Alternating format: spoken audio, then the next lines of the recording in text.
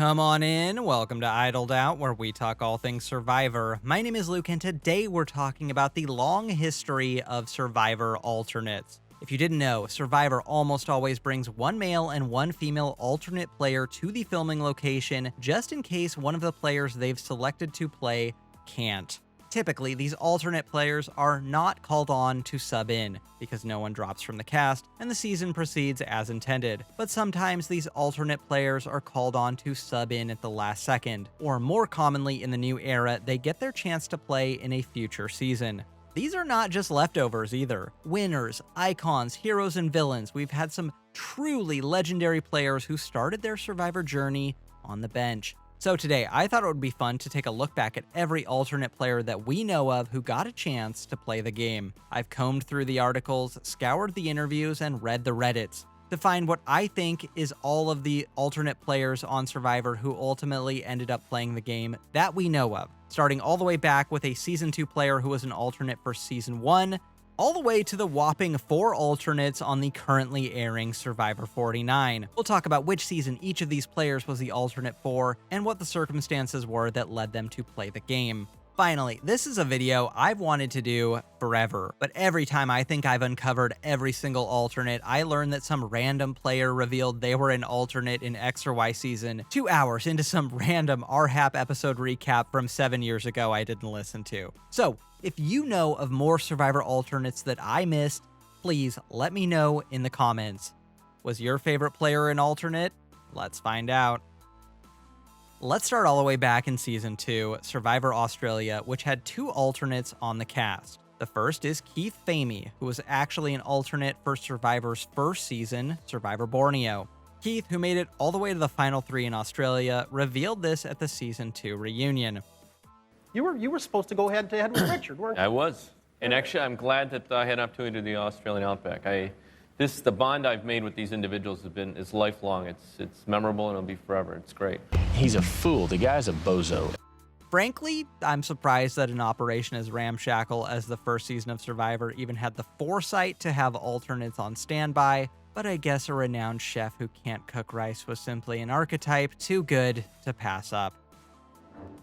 Keith made the final 3 alongside another alternate, Tina Wesson. Tina was one of the female alternates for Season 2, and reportedly replaced a woman rumored to be named Maureen. Here's what happened. Up until very late in pre-production, executive producer Mark Burnett's original plan to open this season was to have the cast skydive into the Outback. The cast went through skydive training, and then I assume CBS Legal got wind of what was going to happen and squashed this instantly. But per the early Survivor rumor mill, one woman, Mystery Maureen, dropped out because she didn't want to skydive, and Tina was called in to take her place. Then the skydiving plans were dropped, and Tina remained on the cast. Tina ultimately won this season and then played an additional 2 times, so the potential for alternates was set high right out of the gate. The next alternate that we know of is Ryan Shoulders, aka Skinny Ryan in Survivor Pearl Islands. I've never heard this confirmed anywhere else outside of Andrew Savage's RHAP Second Chances interview, but per Savage, who I generally find to be a reliable source of info on things other than his perception of his own gameplay, Skinny Ryan got the last-second call to be on the show 24 hours before the cast was to fly to the Pearl Islands. The original player in this spot apparently suffered some last-second legal troubles and was then dropped by CBS. Skinny Ryan was called in last second. I have an anecdote for you that I learned once I was voted out, and I spoke to Skinny Ryan. So he was a backup member of the cast, yeah. and he was called literally 24 hours before we were to fly to Miami to go to the Pearl Islands. So I was told that the original person that was cast to be on Pearl Islands was had some legal trouble. I don't know what that was, and I think SEG or CBS discovered something, and Skinny Ryan was their backup, and they called him right away. Good thing too, because Lil really needed a friend. While we're in the Pearl Islands, the other Ryan O'Prey, was allegedly an alternate for seasons 3, 5, and 6 before getting his shot on the Pearl Islands. This comes from a 2015 interview with Rhino, and back in the day, it seems like there wasn't just one male and one female alternate for the entire cast like there is now. Back then, it seems like they had an alternate of each archetype on call at home in case of emergency. So, for example, in Amazon, Ryan would have been summoned if, say, Alex or Daniel or Model Ryan dropped out last second, but not if Butch or Roger dropped. That would have been a different guy. I think Rhino's the kind of player who makes the merge almost all the time, so he would have been successful on any of these seasons, honestly, but I actually really think he would have fit in even better in Amazon than he did on the Pearl Islands. Like, I can just really picture him drooling over Heidi with the best of them. The next alternate that we know of is Amy O'Hara, who replaced Tina Shear on Survivor Guatemala. Tina was originally slated to play in Guatemala until her son was tragically killed in a car accident right before filming began, so she obviously dropped out and Amy came into play instead. Again, you can see the similarities in replacement archetypes here when you look at these two side by side. Tough, take no BS women in their late 30s to mid 40s. Tina Shear ultimately played on the next season, Survivor Exile Island, where she was voted out first and was still very much grieving the loss of her son. While we're in Guatemala, Jamie Newton was reportedly the male alternate for this season, and he allegedly replaced Joe Don Morton, who was cast on this season but ended up unable to play after breaking his ankle 2 weeks before the season. Joe Don later ended up as the star of CBS's short-lived pirate-themed Survivor knockoff Pirate Master, which, considering that got shuffled to streaming only mid-season and was never heard from again, is a pretty tough break. Guy would have been a Survivor All-Star. That Jamie was Joe Don's replacement comes from, I think, an interview Joe Don did with the website Inside Pulse, where the journalist posits that his replacement was a girl named Jamie, to which Joe Don says, "I would have thought it would be a guy." Fantastic journalism going on there. Let's go forward a few seasons to Survivor Cook Islands. Sandra Oakley was reportedly an alternate for this season. What's bizarre is that it is believed that Sandra was the on-set alternate, but with Cook Island's strange tribal divisions by race, that would mean they'd need one male and one female alternate of Caucasian, Black, Hispanic, and Asian descent, which seems untenable from a production point of view. Obviously, any one player dropping could throw the season's entire twist off, which honestly probably would have been for the best. But were there a bunch of alternates on set or only a few meant to replace specific players who they weren't sure would stick around to play Survivor Race Wars? I'd genuinely love to know more. This is one of those seasons where I would gobble up any production detail because its premise is so insane.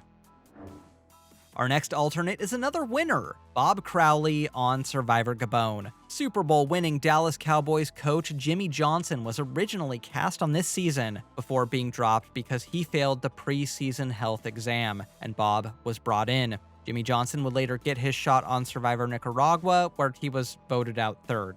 But Bob was brought in to replace him and stumbled backwards all season long right into a win. That leaves the alternate winner tally now at 2. This next one may be my favorite alternate story. Until this season, conventional wisdom held that Survivor had a few players in the wings who could fill certain archetypes, as we've discussed. A jock replaces a jock, a mom replaces a mom. You get the idea. That illusion was shattered when Spencer Dumb was called in as a last-second replacement for Survivor Tocantins literally 24 hours before filming started. Who did he replace?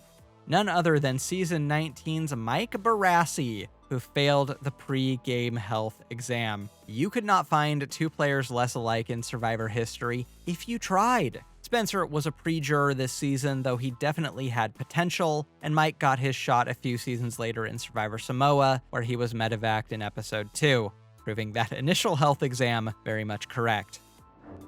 Speaking of Survivor Samoa, Ashley Traynor and Eric Cardona were the on-location alternates for this season. Production was probably wary of medevacs throwing off their schedule, so they made the last-second decision to bump up the cast from 18 to 20 players and just throw their alternates on the season. This probably explains some of the more thrown together Jeff Free challenges this season. They had 2 extra rounds to fill. Despite not being a huge fan of 20-person seasons in general, I actually love this decision. I think both Ashley and Eric brought a lot to this season despite their relatively early placements in the boot order, and Eric in particular is one of those random one-off survivors I've always really loved. And while doing research for this video, I found an anecdote I simply have to share because when else am I going to talk about Eric Cardona? Via Reality Blurred, Eric was recruited, plucked off the street because he lost a bet to a woman. Either she was going to make me dinner in her panties or I was going to go to dinner wearing panties myself. And while wearing those panties under his clothes so they weren't visible in Santa Monica, casting director Lynn Spillman approached him about being on the show. Had it not been for those women's panties, I would not be here, he said. Y'all were gonna put Ben on instead of the Panty Man? Speaking of Survivor Samoa, according to his Reddit Ask Me Anything from 10 years ago, Danger Dave Ball was an alternate for Survivor China. Here's what he said. When I walked into the interview room, the casting director said, "You've got the highest," and I said, "The highest IQ you've ever seen." Yeah. She said, "How did you know?" I said, "I'm a genius, remember?" I then proceeded to school Jeff in Chinese martial history and philosophy. They made me the alternate. I didn't end up going, and they didn't call me for the next 3 seasons. I know he was probably in the wings as the Dave Cruiser replacement, but I would pay so much money to see Crazy Dave and Danger Dave interact. Next, let's look at a pair of Survivor Philippines alternates who later got on the show. Eddie Fox, who played in the subsequent season Survivor Caramoan, and Nick Majorano, who ended up on Survivor Ko Rong. The source of this is a now deleted tweet from Nick himself, so I'm actually unsure how or why this season was going to have 2 male alternates who seemingly would both be the replacement for Pete. And considering that the tweet is deleted, I suppose we may never know, unless someone has some dog biscuits to entice Eddie into the comments. Next, let's look at our first known returnee season alternate, Candace and John Cody, who were the last-second replacements for RC and her father on Survivor Blood vs. Water. Candace and John heroically answered the call after RC's father Craig unexpectedly failed medical before the season. And this is why Candace is actually voted out to Redemption Island on day 1 of the season over more obvious choices like Colton. As a last-second replacement, she didn't really have an opportunity to pregame with the rest of the cast. Both of them had relatively early placements, but this is actually my favorite iteration of Candace by far. She's just so heroic in this one. The next alternate that we know of is, unfortunately, Will Sims on Survivor Worlds Apart. According to Tyler and Max in various Reddit posts, Tyler was originally on the no-collar tribe, and former NFL running back Willie Gault was on the white-collar tribe. But at the last second, Willie Gault was unable to play for reasons unknown, and alleged YouTube sensation Will Sims was called upon at the last second to step in. Will Sims was put on no-collar, Tyler was moved to white-collar, and the rest is history, much to Shireen's chagrin. Speaking of Worlds Apart, Max Dawson was in the casting pool for a long time and was almost on Caramoan, before being one of the alternates for Survivor Cagayan. Here's what he said in Reality TV magazine. "I was packed and ready to go. I had a green bathing suit and green underwear. I was gonna be on Luzon. I was the alternate for that season if Garrett might pull a hamstring muscle while doing Pilates or something like that." Wow, you've simply gotta admire the brazen confidence of a Spencer who says he was going to be the replacement for Garrett. The next season we're gonna look at is Survivor Millennials vs. Gen X. In preseason press, Jeff revealed that Jace Starrett was originally the on-site alternate for Survivor Ko Rong, before getting his chance in Millennials vs. Gen X. Jeff said that once they settled on the theme, Jay was the first person they locked in on the cast, and given how much fun he was on the show and how he's now a professional reality TV star, that seems like a pretty smart move. While we're here in Millennials vs. Gen X, Daniel Strunk from Survivor 42 revealed in preseason press that he was actually an alternate for Millennials vs. Gen X all the way back in the day, specifically in the situation that Adam wasn't able to play should his mother's cancer take a turn for the worse. He revealed this in the most Strunkian way possible. "I came this close on season 33. I was Adam Klein's alternate. I got the call on March 8th 2016, letting me know that I would not be on the show. This was back when I was working for the Jeb Bush campaign. Millennials vs. Gen X started filming on April 4th of that year, so unlike Jeb, Daniel was actually in contention up until the last minute. Now, let's look at our second All-Star Season alternate, fan favorite game changer Ciara Dawn Thomas, who was a very last-second replacement for Natalie Anderson on Survivor Game Changers. Natalie was supposed to be on this season, but got a concussion right before filming began, necessitating her removal from the cast. I'm not sure why. Half this cast played like they were concussed anyway. In a jam, and with a filming deadline breathing down their necks, production called upon their least employed alumni, and Ciara answered that call. This is why there's an odd number of winners this season. Natalie was supposed to be on Nuku alongside JT before her injury, which again would have simply put her on the level of most of this cast. Let's fast forward a bit to a player who wasn't technically an alternate, but it's close enough we're just gonna throw him on. Davey Rickenbacker was originally cast for Survivor Edge of Extinction, but a player dropped out of David vs. Goliath just before filming began, and Davey was contacted 40 hours before filming and told to get on a plane, like right now. The player he actually replaced was Jared Fields, the son of Cirie Fields and a future Big Brother 25 player. And if you saw that season, you know we dodged a major bullet. Speaking of Edge of Extinction, Jack Nichting from Survivor Island of the Idols was the actual on-site male alternate for this season, according to Lauren O'Connell, before getting brought back the next season to play. I actually really liked Jack and thought he was super sweet, but unfortunately for him, the only fate worse than being on Edge of Extinction is being on Island of the Idols. Now, we are officially in the new era, and this is the era where Survivor sort of moved towards really committing towards putting most alternates on a future season in some form or another. Not every male and female alternate for each season got to play in a future season, but most of them did. And honestly, I think this is a great change and rewards those players' investments of their time and energy. The first alternate of the new era to play was Tiffany Seeley in Survivor 41. Unlike every other New Era season, due to the pandemic, Survivor 41 kept alternates quarantined on standby at home instead of on the island. But Lindsay Delashowicz, who was originally slated to be on Survivor 41, got COVID just before filming, meaning she had to be moved to Survivor 42. And that meant that Tiffany got the call last second to get to Fiji to take her place. And the footage of her telling her husband this was actually included in the opening montage for the season. Survivor 42's female alternate, Janine Zhang, was actually on site, though no one was dropped from that cast. She did, however, end up on the cast for the next season, Survivor 43. Around this time, alternates are now treated as full-blown members of the cast until filming starts. With the full knowledge that they are alternates and likely not going to play, they still do all of the preseason press everyone else on the cast does. They live with the other members of the cast, and the rest of the cast doesn't even know who the alternates are until the cast photo is taken.